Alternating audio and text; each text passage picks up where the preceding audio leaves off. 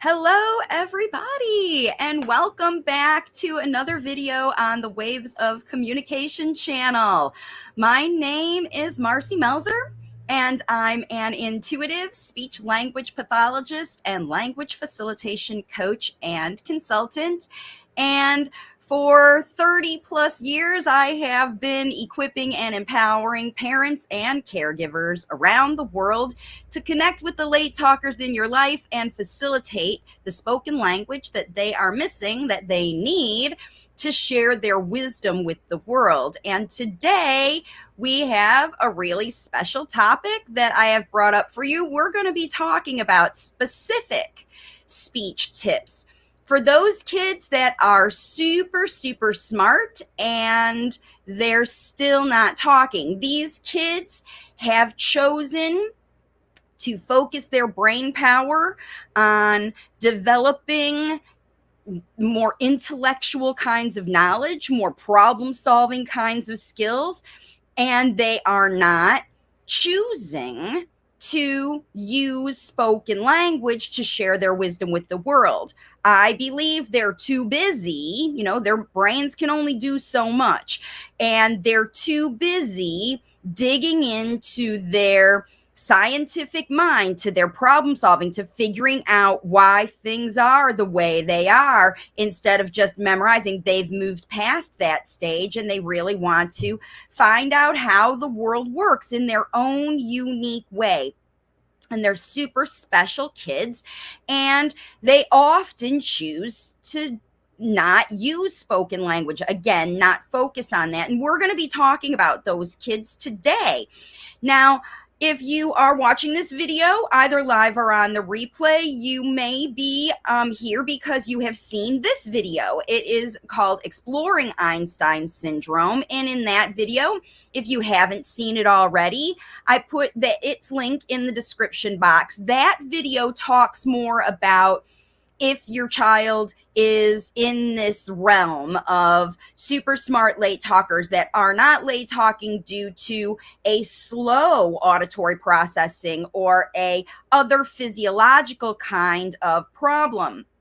These kids choose to be late talking. It's entirely a mindset and environment blockage. There's nothing wrong with their brain except for the fact that in the area of spoken language development, it is underdeveloped because these kids are working on developing other parts, other functional skills that they're using their brain power for. So what we're going to be doing today is we're going to be talking about I've got 5 tips for you for these kids, considering where they are as far as their motivation and mindset towards spoken language, because we know these kids are smart.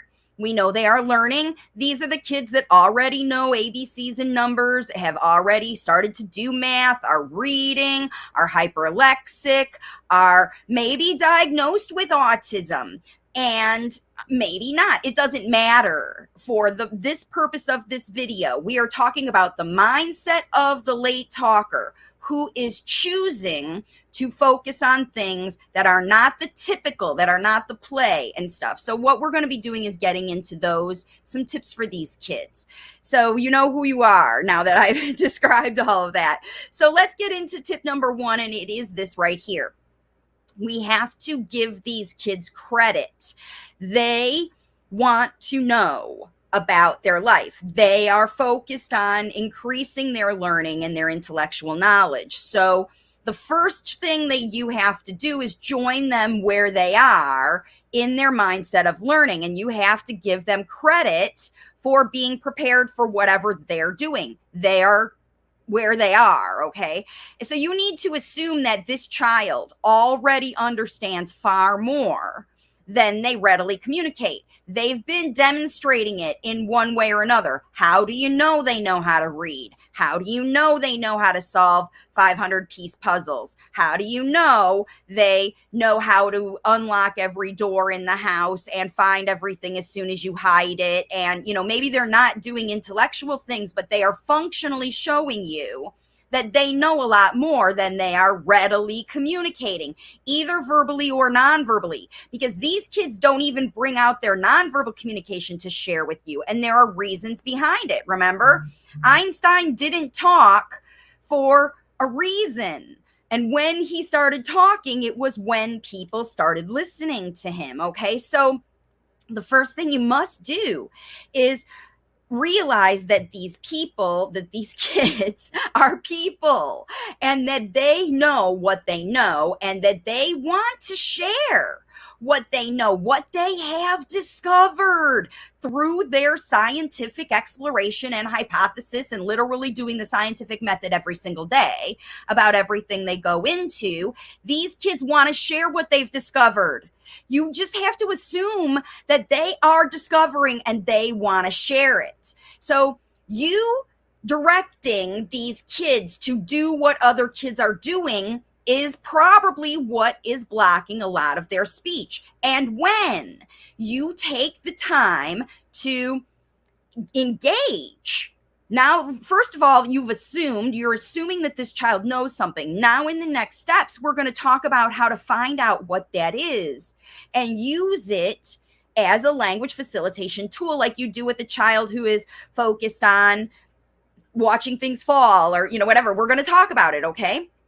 So let's get into number 2 right here. Number 2 is where you are going to identify with your specific late talker, because everyone is different and their area of genius will be consistent. However, the way they go about exploring it may change. This is why you need to find the root. Just like with kids who have a physiological problem, let's say they've got ear infections, we have to find out the root of the ear fluid, not just get rid of it when it shows up. We have to find out why it's recurring.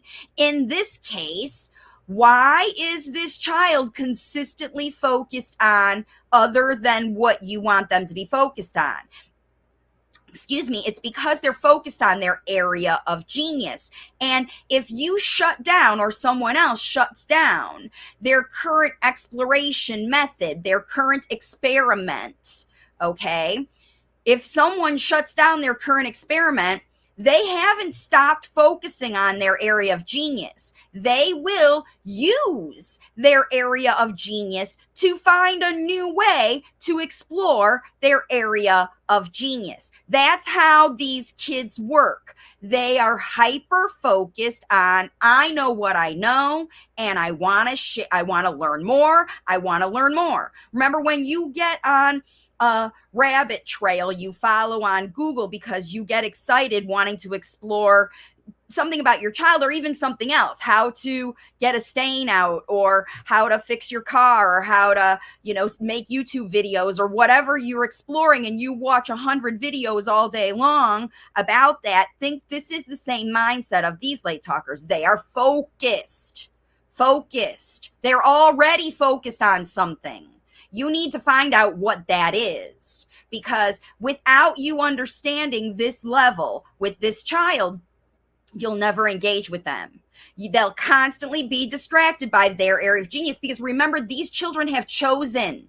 They have chosen to keep quiet because they don't like that rudimentary way that someone's been trying to educate them. They don't like it. They want to do it their way. And they like it their way because they learn better, faster, and more efficiently their way. They are genius in this area.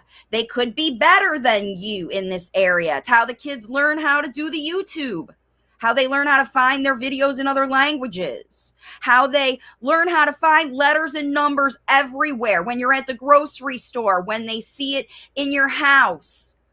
How do they learn to spot these things everywhere? This is very, very important.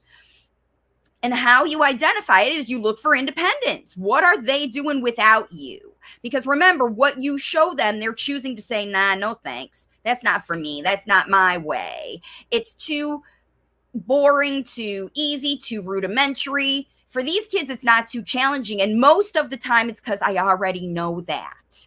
right? That's why in the number one, just because these kids aren't talking, you have to assume that it's because they're choosing not to and not because they are unable to understand and even say the vocabulary. Many of these kids, like Einstein, started talking in full sentences all at once when he decided. He knew how to talk.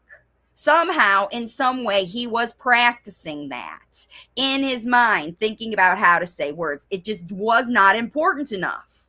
He didn't have anybody who wanted to listen, right?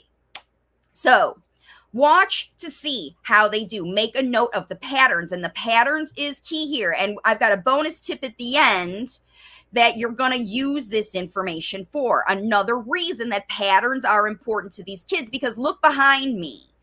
All of these things, this information that these kids are processing, inundated faster and faster and faster. They're seeking information. Information is their jam. It's their comfort zone. It's their place they like to be. Processing feels good to me. I feel like I'm doing. I feel like I'm active in my own life when I'm solving problems and processing things, because solving problems is like treasure hunting. It feels great when you find the solution. It's like treasure. Wow, I solved it. Woo, we did it. Think about how good you feel after you finish any job. That's how these kids think. They're all about the solution. I'm going to get the solution. And then is there another way I can get the solution? Is there another way? Because remember, if they're in constant scientific method, they're going to be trial and erroring, trial and error, trial and error, trial and error. And they are learning from these trials and errors to develop their own patterns. That's why you got to see what they are. They are. You will see them. My child always asks for food this way. They always say they're tired this way. They always show me they're sick this way. Because if they're nonverbal, these are the things that they need from you. The problems they can't solve on their own. They got to get the food. They got to get the whatever they can't get on their own, right? And what they are getting on their own, you have to find out how are they doing it? Because again, how does the ear fluid get in? How is this child motivated to be independent versus coming to you? Watch them. Watch them. Because again, this is key in how you're going to motivate them to listen to you to learn spoken language and motivate them to try to tell you about what they want. Okay. So let's go. Number 3, create opportunities for collaboration, right? So here's the deal. The problem with these kids is they're choosing to be on their own, doing their thing, their way, with their genius. They don't know how to share their genius with you. They've been working on developing it independently. Remember, this kid's thinking, how can I get that thing? How can I make it happen? How can I do this? It's my problem. I'm solving it. This is the mindset of the Einstein lay talker. You, as the language facilitator, your role is to get them motivated to collaborate with you. And you have to bring those other things. You have to bring your credit that you give this late talker for knowing what they know. And then what you do is you create opportunities in your language facilitation workbook, the 11-week journey, in your itinerary. You choose to create opportunities that are scientific methody, that are very like, let's explore this together. You don't have the outcome in mind, or maybe you do.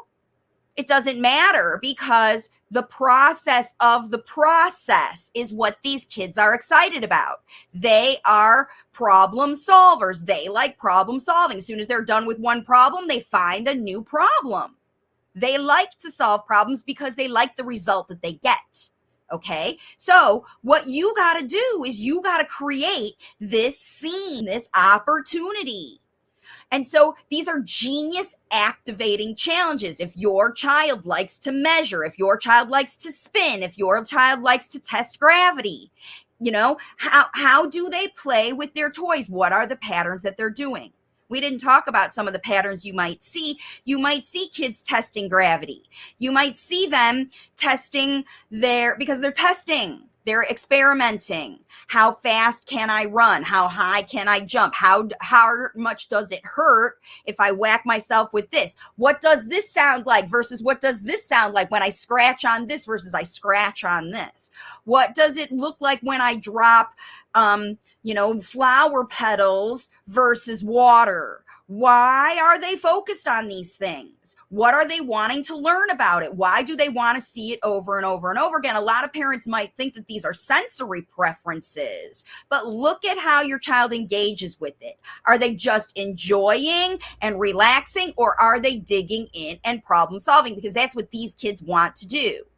They want to. So if they love letters and numbers, you got to get your letters and numbers out, and you talk about, hey, today we're building words today, and you show them how you love to build words with letters, because that's a good problem solving. Let's figure out how to do it. You look at how the words look, you look at how the words sound out, they memorize. This is how you use letters and numbers. If you're doing numbers, how do I count things out? How do I add things together? These kids will like to sit and watch you do. How do you program your computer? How do you create animation? How do you make a book? How do you write things? How do you create art and build Legos? This is your child's area of genius. They're showing you over and over again because they won't stop building. You give them a paper and pencil, and they want to stack them up and not write with them. So this is what you have to figure out, right? How can I collaborate with my late talker to expand their area of interest? Because what this does is it puts you in a position of collaboration and potentially a source of learning. This is what you really want to establish here is, hey, I know a little something about that. And if I don't know about it, let's you and me go to a class or go to watch this YouTube video together and make this recipe ourselves. Let's you and I learn how to do this because I can see you're interested. And if it's not your area of expertise, then you work as a collaborative with the late talker to learn about it because you want to know what they want to know. If they're interested in football, if they're interested in cooking, if they're interested in dressing and making clothes, who knows what their dance, music, playing music. Remember, this is not the stuff that they like to do that you bring to them. This is the stuff that they never stop doing on their own. They won't put it down. You see them like, Ben Blanchett, for example, he's a teenage kid who has perfect pitch all through his life. In order for his mom to get him to sit and do his academic work and homeschooling stuff, there had to be some time for him to tap out a rhythm or memorize a tune or just because he liked to listen and imitate and listen and imitate. He would listen to a song and play it on the piano, right? And he could do that. And he was really good at it. And all the other things in his life were challenging, sitting to listen and memorizing, listening to a whole story and answering questions about it. I mean, this is a teenage kid doing teenage academics. And while, yes, he's expected to do those things, his mom always incorporated his superpower of listening to a rhythm and memorizing it and having music in the background or somehow to help him incorporate this as a collaborative effort. And now she's getting him hooked up with professional musicians who are teaching him to play multiple musical instruments because he picks them up and listens to them. Okay, this is how you play that. How do I make it make the tune? I know what the tune is because I've memorized it immediately. So he has photographic, whatever you call with your ears, auditory memory, immediate auditory memory, immediate visual memory, and then he practices and does it till he's done, and then he moves on and practices another one. And his mom had to incorporate all those things into her everyday life with him so that he could be comfortable doing other things, right? So collaboration is key for these kids. They're not good collaborators, moms and dads. They're not. They know what they know, and they don't trust other people because a lot of these kids have been judged because they are different. They choose to do things in a different way, their own way. And it might look different than the way everybody else does because they're geniuses. They're coming up with their own. And most of their ideas will be good, but some of them will not be because they are trial and error. All they know is what they know, and they're little kids. Okay? They're little kids. They don't know what they don't know yet. But these kids are in active learning. Active learning. So when you say, let's learn together, not we're going to do this thing and I know how it's going to come out. That's actually a turnoff for these kids because they know that there are too many variables coming in that you're not even considering.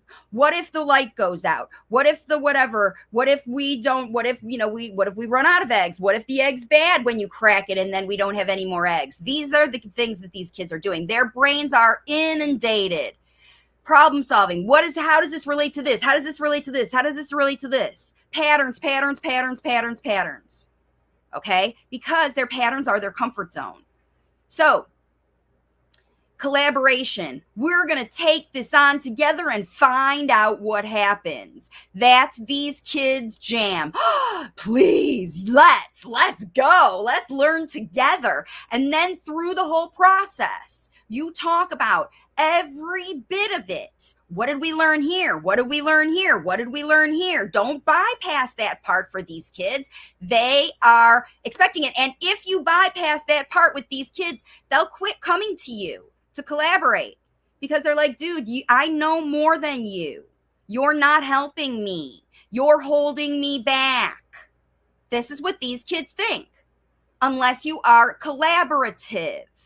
Anytime you try to pressure these kids to do a thing a certain way, that's not win-win contracts for, all right, I'll do this as long as we're focusing from an angle I can understand, because if they can't understand, they can't understand. It does not compute. They just shut it down and choose not to do it. And it's very powerful, this choice. Look at how quiet these kids are, right? They choose. They choose every day. So I see that there's some people coming in that your child is talking, but not in your language. So there's lots of things that these kids are doing. Potentially, you need to focus on that other language first because that's what your child is interested in learning. And they're not learning your language because the language models they're getting in the language that they're picking up are better for them, more useful for them. They're talking about topics they like. And what you're speaking in your language is not topics they like. It's not collaborative. They don't think it's collaborative, right? They don't think that's what it is. So let's get into some more of these problem solvings. By the way, this is live Q&A. So if you have questions about your super smart late talker, talk about what their area of genius is. What have you been doing? How are they responding to you? Have you been able to facilitate spoken language? How did you do it? How are you connecting with your late talker's genius, right? Because that's what this is all about. All right, let's move into number 4, tip number 4 that I have for you. And it's this one where this is how you're going to engage with their genius. So first you create the opportunity where they're going to buy in to working with you. So first of all, you got to get them to show up for your language facilitation opportunity. It's appealing, it's fun, it's on topic, and now you got to dig in. And like I said, if you don't do this, this is where you're going to lose them. So once you get them in your realm of influence, right, your language facilitation zone, we are doing the same thing at the same time with the same goal. And we're here to support each other in our learning process. I'm not making you do anything. You're not making me do anything. We are in this together. Once you're in it together, you know more vocabulary, at least in spoken language, than this child. So you have to take on the role in your collaboration as the narrator. And you just describe what you're doing, how you're doing it. What results did you get? What do these results mean for the other? It's the whole scientific process. What is our hypothesis? You start there. And then you use the technical terms that relate to this. If you are cooking in the kitchen and you want to use a whisk, or you want to use the slotted spoon, or you want to use the big spoon versus the teaspoon, or whatever, Get specific and use the terms that are necessary, because the late talker wants to learn them. And if you dumb things down for them, they will know. And they won't trust you to come back because they think that you don't give them credit. Remember, you didn't give them credit for the number one. Promise you, if they don't understand, they'll show you. Explain that again. Do it again, right? Because you're going to do that. You would do it anyway. Soon as they learn, they'll shut you down. But as long as you are providing them with topic-specific vocabulary, technical terms in complete sentences, you talk to them like they're going to college, going to a university, going to invent things and dictate them to board meetings if they don't go to college, if they're whatever, learning in technical school or whatever they're going to do. These kids are inventors. They are problem solvers and inventors. They invent things to solve problems, or they invent new things to create things that we don't have that solve problems. These are the kids that make biofuels someday, right? Out of swamp water and stuff. These kids are problem solvers. They like it. They're into it. They're science kids, right? And evaluate your progress through the entire project while you're speaking slowly with lots of repetition, because these kids don't know this vocabulary yet.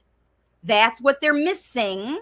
You remember, our job is to facilitate the words they need to share their wisdom and genius with the world, which is what they want to do. They've just been shut down and judged and isolated in their learning, because maybe they've been shut down and judged, okay? A lot of these kids they don't look like other kids look. And you might think that they have problems that they don't have because other people told you that they were problematic. Their behaviors were red flags or whatever they were. Like I said, watch that other video to determine what other people are saying about your child. What's important here is that you are providing them with the words they need to share their knowledge with the world, okay? Now, number 5 is this one. Be open to learning from the late talker, because remember, they are motivated to come up with new. And where that seems like, I don't know, I don't have any new ideas, you know? When you're little kids, you got new ideas every day, every minute. What about this? What about this? Trial and error, trial and error. Let's try this. Let's try this. Think about that. Especially if you're in an environment where that kind of learning is fun, where it's cultivated, where it's provided, the equipment and the empowerment and the opportunity space to figure this out with a coach, with a team member, right? So in your process of learning, see how they inspire you, because they might do something a way that you never thought of. This is what they do. And it's better than the way you've been doing it. It happens a lot with these kids. This is when you got to really empower them by taking, not just saying, good job, wow, that's cool, because they know it's cool or they wouldn't have done it. How, excuse me, how you empower them is you take that idea and you integrate it into your life. Like maybe they said, I like to put my dirty clothes hamper in the corner so I can stand here and throw it and practice my throwing to get the dirty clothes in the hamper.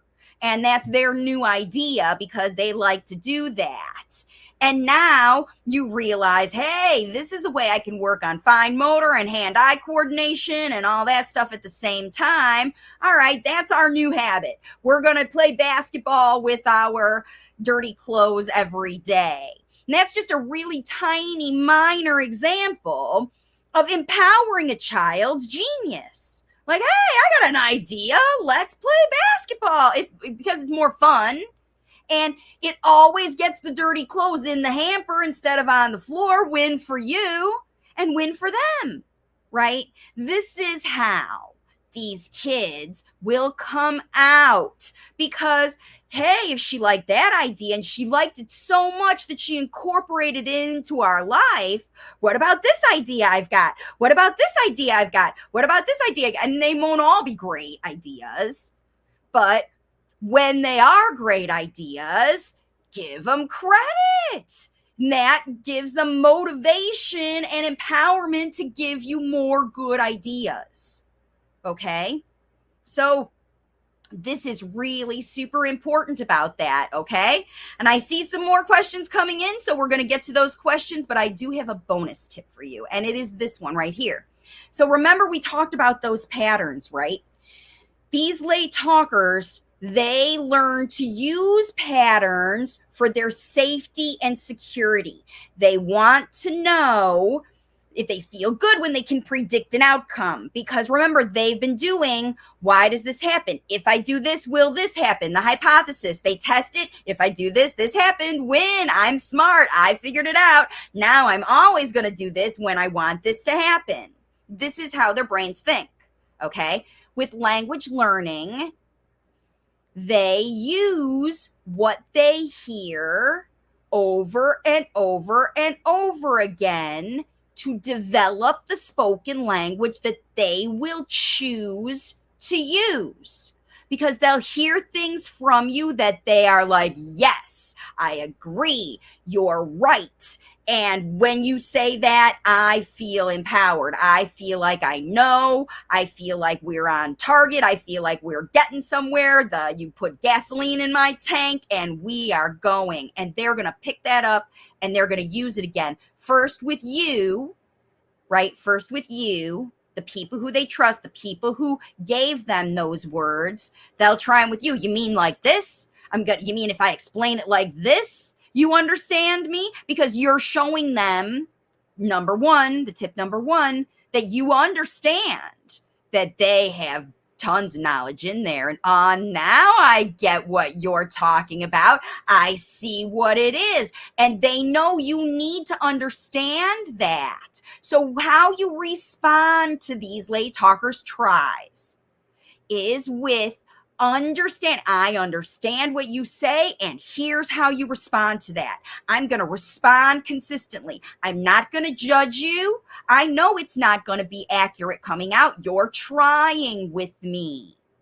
And I'm watching for the patterns, and I'm giving you the patterns. So when your late talker goes, to reach for the thing, you explain to them, I know you can reach for the thing. I know you want to have that thing. All you got to do is ask me. Just tell me, Mommy, give me that thing, and I'll give it to you. And explain it to them. Don't hide it. Tell them the answer.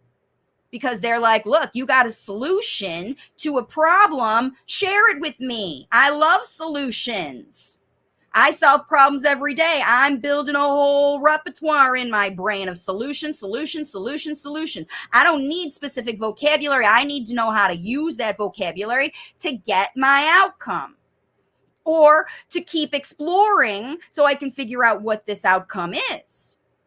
Your responses, your consistent responses. That's why you have to do this 4 times a day, at least. Every single day with these kids, because they are choosing to be isolated, because you are choosing to allow it, to encourage it potentially. You keep giving them more problems to solve on their own because you're like, I don't know how to join them. Now you do. And you want to get them to love you being there so much with them. Now, I'm not saying that you're going to invade their space. They definitely still need isolated time. This is not about you pushing in more. It's about your response, the consistency in your response to them. Because these smart kids will learn, if you do the other 5 tips, they will learn that you are the source of knowledge and guidance to assist them in their genius development, and not somebody who's trying to dumb them down, stop them from doing what they're doing, or whatever, guide them your way instead of their way. They're not interested in your way. They've proven that by isolating from you. They're not interested. It's not going to work. You're never going to get them to do it that way.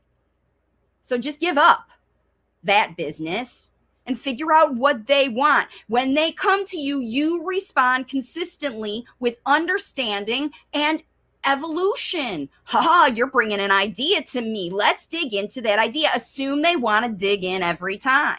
And if they don't, they'll tell you, no thanks. I just came to get a cookie, Mom. I don't want to solve this problem. I just got a cookie. But you don't know that with these kids. It depends. You know their mood, all of that stuff. That's why you're so important in this process. So I hope these 5 tips were very helpful for all of you. If they were, give it a like and share this video with other parents, or share the concept of language facilitation with other parents. If they've got super smart kids that have been diagnosed and they're all worried because of that diagnosis. And a lot of people get freaked out because they say, yeah, super smart kids, that's another red flag. You know, there's a lot of super smart autistic kids, but that means they're still going to be abnormal the rest of their life. Well, so what is normal, right? When you're integrating this child's genius into your life, that's the new normal, the normal that you want to develop, that they want to develop with you. That's how you bring their wisdom in the world, because that's why you're here, because you want to help these kids share their ideas. So let's talk about what some of the people are saying here. I've got some highs. Hi. If your child is talking but not using your language, we talked about how to get into doing that.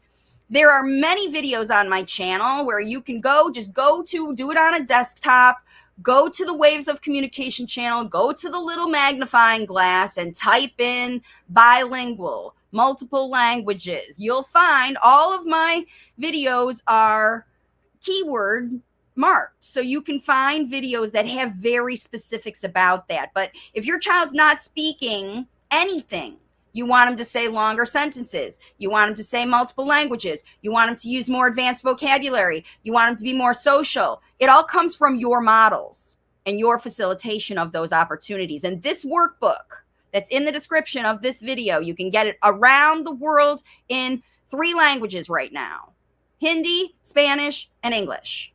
And you can get it everywhere, all over the world, on Amazon. And if you don't have Amazon, go to Notion Press. The links are in the description. You can get this workbook and you can facilitate this spoken language with any child, right? Any child will make improvement. So let's go here.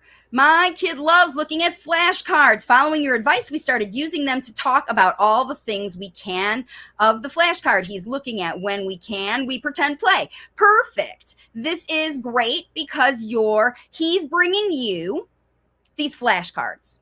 Your response used to be, this is a cow, this is an apple, this is a whatever, or maybe even this is cow, or you put them all out and you say, find the cow, find the apple. This is very common what people do with flashcards. And on another video, you had said that you were doing them, and what you started to do was expand. Your child's bringing you these cards because he likes the engagement with you. He likes that you give him information, but remember, he already learned the names of the things. Probably the first or second or third time you did those cards, depending on how many there are. He learned a bunch of them. And instead of waiting until he's learned all 20 words that he's able to say them and test him, you've assumed, like the first tip here, that your lay talker can. He learned those things the first 2 or 3 times you said them, and he wants to know more. So you expanded more. You're using him to talk about all the things we can of the flashcard. If it's there, I don't know what you're talking about, what he's looking at. And then you pretend play with those things and carry those ideas over to other situations. And then you said, we get good attention from him when we do things with the flashcards. We think our kid is level 6 in connection. Most kids are, when we're talking about connection, everybody, that is in the language facilitation. This is the language facilitated mindsets. Where is the connection? It's here. Oy. Hang on a second. Sorry about that, everybody. Bear with me. There it is. Levels of connection. So you're at level 6. Your lay talker is excited about what you're talking about. He shows up every time and enjoys that you're giving more. This is necessary. You got to keep this high, everybody. Always your connection is the thing that you can go for, because the other ones you can evaluate after the fact. But this is the thing that you facilitate first, because when they're connected, the other things come. They do, right? That's why we talked about collaboration with these super smart late talkers is important, because if you don't collaborate with them, it's just you telling, you're wasting your breath for a lot of these kids. They don't care. They're like, okay, if it makes you feel good to direct me through this thing, or give me all the step-by-steps again, you know, all right, just to make sure I do it properly, and I do it with slow enough, or I don't spill, or I get, you know, whatever. You've just directed me and hand over handed me, and now I can do all this thing. When they're on their own, they're like, ugh, thank God I don't have that kind of overshadowing over me anymore. Now I can go do it my way. Now I can go figure it out. And maybe they don't care about brushing their teeth as getting every tooth clean and all that stuff, because they're thinking about, they don't understand why that's important. They just know it makes you happy when they do what you say they do. And that's not giving them credit for their genius. That's just giving them credit for being obedient and smart enough to follow directions and learn and memorize the way you like things done. Now, that late talker, when they're on their own in their genius, they're not going to come to you, because they know you like things your way. They know you don't like them to go off and think out of the box and do things, you know, their own direction, and explore and find alternative ways to figure these things out, because that's how their brains work. But that's not how you like. We don't want an alternative. I want it the way I want it. If this is how you are with these kids, they're going to bolt. They're going to bolt, because they know their way is the right way. At least they believe it. And you can do whatever. Okay, so if your child's at level 6 with attention and you're getting a lot of this, then remember, it has to be genius related, genius activating. So it's not just you guiding and modeling all the time. There's a lot of give and take with these kids, a lot of incorporating their ideas into your life. This is what you did. You're like, okay, maybe we should jump. Maybe we should take these cards and put them in boxes. Maybe we should stick them on the wall in the dark and use flashlights and find them, or, you know, whatever you do, all those things that we used to do in speech therapy. Okay, let's see. DJ Reiki Channel A to Z says, 2 years, Babu. Oh, I don't understand that. If you're speaking lip movement, I don't understand, because you're not writing in English and I speak English. Even though I wrote a video, a workbook in Hindi, I don't speak Hindi. So you're going to have to use your Google Translate to try to help me out. If you're not seeing movement, lip movement, or any of that kind of stuff, if there's a concern about how your child's mouth is moving or not, that is not what we talk about on this channel. The way you get your kids to move their mouth is by not focusing on their mouth, by focusing on what they're excited about, because speech won't hesitate to come out in kids that are equipped and empowered to use spoken language. So it is not a physical problem. There is no physical problem, apraxia, none of this, that this won't address, because I even have a banner about that. Functional language facilitation opportunities, like I direct in this workbook, like I tell you exactly how to create. That's so easy to do. It's so easy, everybody. It's not easy, it's a change.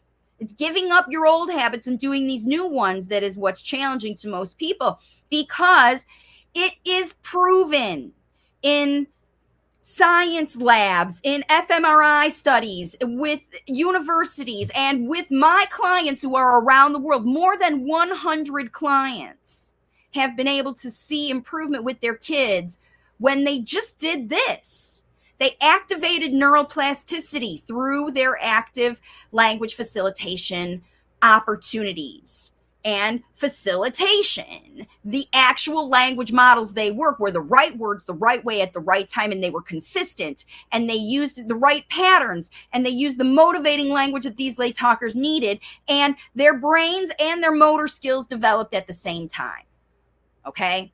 This is what happens. We don't work on just one part of our brain at the same time. We use it as a whole part of our whole central nervous system, which all goes all the way down to our fingers. That's why when I do those neuroplasticity videos, I talk about the fact that even these kids that can process stuff this fast, that's coming in behind me, that I don't even understand, these kids know how to do it. They will be able to if they decide they want to. They can. Some people can process amazing amounts of data at the same time. But it is not the same system in your brain that develops spoken language. Because it's not just understanding and using spoken language. It is the internal motivation to say words to other people. That's why we talk. And if these late talkers don't have it, they won't use it. They won't use it. So language facilitation facilitates motor skills, cognitive skills, central nervous skills, sensory skills, all at the same time. When you use the comprehensive holistic approach that I describe in this workbook, because that's what it's all about. Functional language facilitation. Not the words that we think kids could say, but facilitating the motivation, desire, and learning that's needed in this child for them to choose to develop and use spoken language functionally. That's the outcome that we work for here. That's the outcome I know you want for your kids. That's why you're watching this video. Okay, let's see. Okay, Lori is here, who says, my 6-year-old was a shy late talker around 4 years old, came out with noticeably clear advanced language. Woohoo, Lori, I'm so proud of you. My 3-year-old has the same patterns in play and interest, but it's taking all day long. I just can't understand it. Oh, so you've got these two kids and they are different. They're different in their genius. They're different in their moving forward. They're different in their language learning preferences. How are they focused? What are they focused on? Are they still stuck? Is the second one still really stuck in visual? Because remember, these kids have to decide in the workbook that they want to listen and understand. Maybe they can, but they don't want to. Right? And it's taking all day long. I just can't understand. He's talking all day long. I just can't understand it. Well, that means that it's coming out as it's coming out, right? That if they have the same, these kids are different. And remember, the reasons they are late talking is different. Even though they are twins. I have twins. I had triplets in my program. All three were late talking. All three of these triplets were late talking at different stages.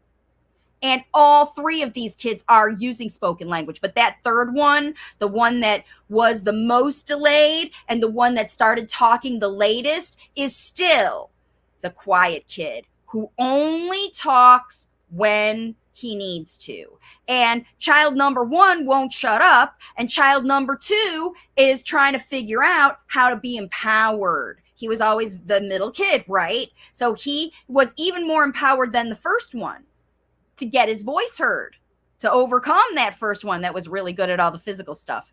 It's very interesting how these kids look different. So they have similar patterns in interest, but very different patterns in language. I often feel my youngest will come out with language the same way, but it's very different from what I was used to. And this is how you have to understand with all of these kids. If they're late talking now and you're watching this video, you're seeing that your child is developing different than your other kids, even in your family, than their cousins, than the kids at the park, than the kids at the school. And what often happens is when these kids look different, they think that they're broken or wrong or damaged somehow, but it's just alternative ways. They're like, those kids that think they can fly and they run down the driveway and they wipe out and skin up their hands and knees because they realize they can't, right? Some kids with spoken language will hack through a lot of echolalia and trial and error speech. It all also depends on what the influence is that they've had. And so that's why you see where it's different. We've got 2 little kids, have the same mom and dad, live in the same house. How are they listening and connecting? So you've got maybe connection with one of them's at level 6, but the other one's not because they're stuck in Einstein syndrome and they've been focused on independence.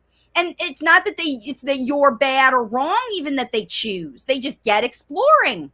What's over here? What's in this hole? What's in that? That's their personality that keeps them independent and isolated instead of collaborative and social in their learning experiences. And somehow they got the impression that that's better. When I do this on my own, it's better than when I do it with you. And that's because potentially you were prompting or forcing or doing whatever.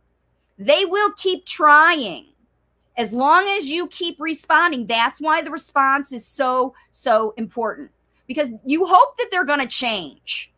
As they change, you got to change in your response and consistently elevate yourself. You don't say the same thing over and over and over and over again. When you see your kids evolving, you got to be ahead of them with all these levels. That's how this goes. Okay? Hey, Marci, just wondering how Einstein syndrome may relate to twice exceptional kiddos. So, 2E are the kids that are, where we talk about multiple blockages. Are they physical? Do they have multiple physical blockages? Double exceptionality? Maybe they've got a syndrome and a vision impairment, or they've got a hearing impairment and a vision impairment, or all of that. Einstein syndrome, these kids, remember, when you lose one ability, the other ones tend to be magnified. And that's why people think a lot of these kids are autistic, because maybe they don't have good social skills, but they're developing other things. And like I said, it's true. It's absolutely true, but it's a choice. It's not pre-programmed in your kid's brain. Nothing's pre-programmed in your kid's brain. It's a lump of clay when they're born. They don't know anything. They don't know what they don't know. They just get inspired when they see something and follow a rabbit hole, just like you do on Google or YouTube or whatever. You're scrolling those TikToks or whatever you do, right? You get distracted away from, what you need to do to get in life, or you're trying to solve one problem. I can't hear. How do I get information? I can't see. How do I get information? And then they superpower their brain because their eyes don't work or their ears don't work to get into, how do I get information? How do I share information? Because communication is important to me, because I've got people facilitating, equipping and empowering me to share my ideas. I'm getting out in the world and exploring new things and getting new ideas. Okay? How do I share my ideas with the world? Because everybody's got genius. Everybody. I didn't know how to do a YouTube channel. I didn't even know how to do speech therapy 100 years ago. And then I learned how to do speech therapy, and I tried to work in places and I wasn't happy. So I came up with my own ideas. And now I just talk to you guys about them, and I guess they resonate. There's people watching these videos. You have kids that have these problems, and you're using these solutions to help yourself. And that's what I feel like I'm here for. Okay? Your kid's here for something. They got some wisdom to share with the world. They're learning about something. You don't know what it is. And your job right now is just to keep them happy and safe and enjoying life, right? My son turns 6 tomorrow. Happy birthday. It is just as you described, a super Einstein kid. He wants to do things his own way, often insists on it. Drives me crazy most times. Well, that's because you're not incorporating enough of his innovative ideas into your daily schedule. Because when it's win-win, then you're like, all right, he gets his way sometimes, I get my way sometimes. There's these boundaries you draw around this exploration. I always think about that Young Sheldon show, right? Where he's obviously a super smart child that does not care about the way other people do things, about what other people think, about what other people do, unless it affects him. And so if these kids are self-centered, they're working on getting they're regulated, they're focused, they're learning, self-centered, right? I'm in my own power. I don't need you, right? So that can drive you crazy because you want your kid to need you. So if you want your kid to need you, you have to start collaborating more and being really another source of good ideas and saying, hey, remember that good idea you had? Let's revisit that again. Really? You want to visit my idea? You're not going to try to make me do the next set of flashcards or read the next thing, or, oh, we're going to introduce our new toy now. They see it coming. These kids know. They're like, all right, give me 5 minutes with it. I'll figure it out on my own and I'll come back and report to you, right? That's not what they want. They want you to join them. They love you. They want to share their discoveries with you. But when you limit them, they'll avoid you. They'll go away. So that's why we would answer his worksheets in the local language and he adds more instructions, write the English translation and change the instructions entirely. So when you do, that's what you do, is you really change the instructions entirely so that he understands them. Now, it might invalidate the test that you have, but at least you are getting it into functional language that your child can understand. This is what's necessary.